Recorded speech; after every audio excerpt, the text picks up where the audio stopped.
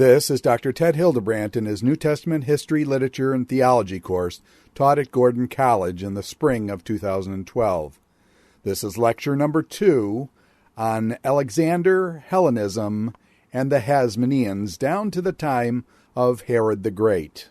All right, welcome back. We've been discussing so far the Persian Empire and the transition from Babylon, actually Assyria, destruction of Nineveh in 612, Babylon taking over, in 586 destroying the temple, Nebuchadnezzar, Daniel, Shadrach, Meshach, and Abednego, and Ezekiel.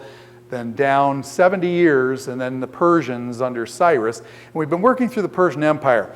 We talked about Cyrus the Great, the founder of the Persian Empire, a great man called the Messiah in the Old Testament and other things.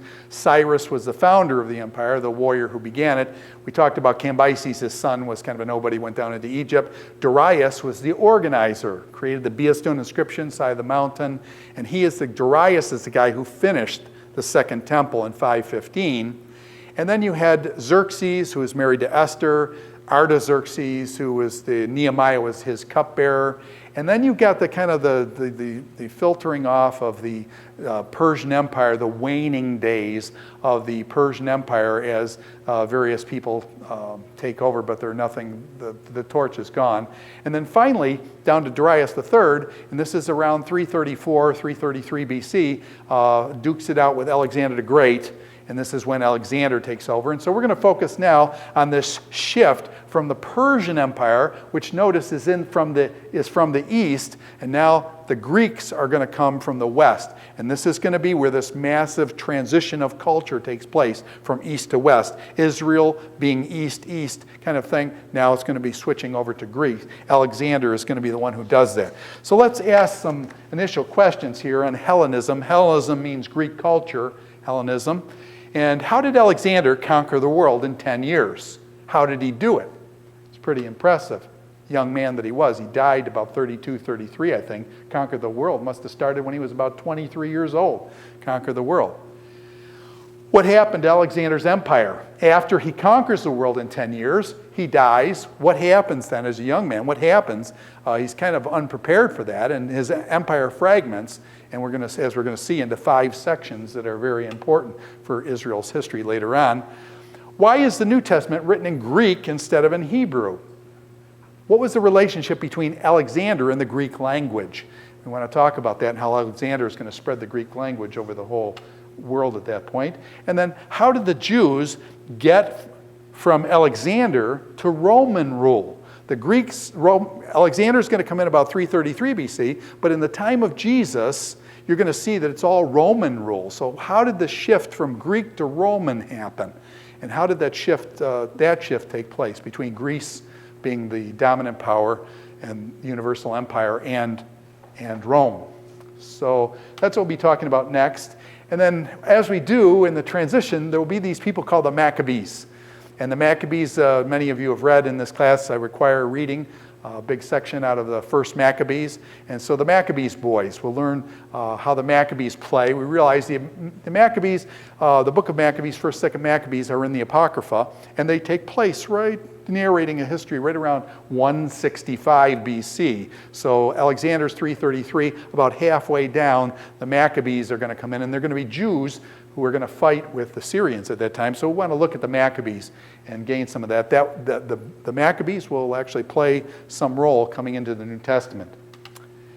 All right, just a kind of a review here. This is our Persian Empire, and you see all the way from the Indus River coming across Pakistan, Afghanistan. Here's Persia proper, down into Mesopotamia, where Iraq is today, Turkey, Israel, and Egypt, all under the domination, the hegemony of the Persian Empire. Greece is standing by itself, and now Greece is going to fight back. Athens here. Alexander is actually from up here in Macedonia. So Alexander first is going to have to come down here and unite Greece, because the Athenians and the Spartans right here were fighting with each other all the time. So Alexander, actually his father, Philip of Macedon, is going to help with some of this stuff. Anyways, Philip of Macedon and Alexander got to unite basically Greece before they can go after the Persians. Okay? So that's going to be kind of what happens next. And here's Greece, here's Athens, Corinth, right in the isthmus, and Sparta. Those three, really important. Corinth for the book of Corinthians, Athens, Paul will speak there, Sparta, the warriors, and Macedonia, up on the top. Philip of Macedonia. Philip is Alexander's father. And so they'll name a place. Philippi is actually named after Alexander's father, Philip, in Macedonia, Thessaloniki and Berea up there. So Alexander is going to basically unite Greece here, and then he's going to cross over to and actually defeat the Persians here and go to Troy. By the way, there's where Troy is, right there, up in Persia, or up in Turkey, excuse me. Right there is Troy, the Iliad and the Odyssey, those kinds of things. Okay, let's talk about Alexander.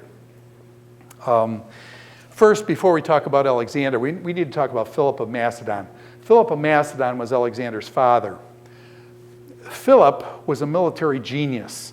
He developed a fighting machine that Alexander is going to ride. Alexander is his son. I don't want to take anything away from Alexander. Alexander was brilliant in his moves and things. But Philip of Macedon trained his son to be a warrior. And what happened is Philip of Macedon put this army that was unique in the ancient world. It could fight all year round. Okay, usually in the ancient world, even from 2 Samuel chapter 11 with David, you get this thing that the kings went off to war in the spring. Because the spring, there was times you could harvest wheat and barley, so your guys wouldn't starve. So you always went to war during harvest time. So you could just rip off food from the people as you were going, and you didn't need supplies. Philip of Macedon figured out a way of supplying his troops all year round, so that his troops, Philip of Macedon's troops, could fight all year round rather than just in the spring and the fall. So Philip of Macedon builds the fighting machine that he's going to hand off to his son. Philip of Macedon also wanted his son educated in the best manner possible. And so Philip of Macedon had Aristotle come up and teach his son, Alexander. Alexander studied under Aristotle. Aristotle studied under whom? Do you remember that? Aristotle studied under Plato. Plato studied under Socrates. So you have Socrates, the old wise man. Stories, there's all sorts of questions with this stuff, but Socrates going to Plato, Plato going to Aristotle, and Aristotle, the master of logic and Aristotelian logic and ethics, Nicomachean ethics.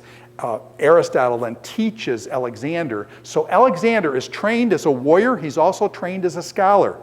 And Alexander then is going to be able to put those two things together and conquer the whole world in about 10, 12 years. So it's pretty impressive. So Philip of Macedon is assassinated in about 336. Philip of Macedon is assassinated, unfortunately.